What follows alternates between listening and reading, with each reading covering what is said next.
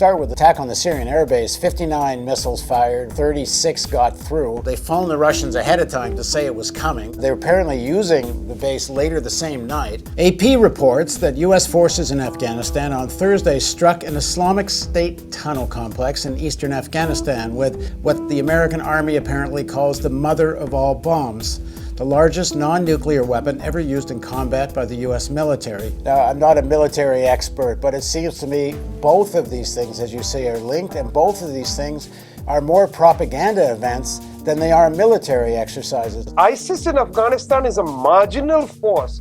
The real force fighting the government is the Taliban. So to have targeted the ISIS section in Afghanistan reveals this was more an exercise of Trump and the Trump White House saying, we're taking the fight to ISIS, taking it seriously, rather than an honest appraisal. I mean, that looked like an elaborate show to prove that Trump and Tillerson on his way to Moscow were independent and could stand up to Moscow and weren't afraid of taking on Assad. There is this kind of confused miasma that they're operating with, in which basically something called Islam is the generic threat to Western Christendom. I think it's very important because the truth of it is it's actually not as generic as they suggest it sounds like.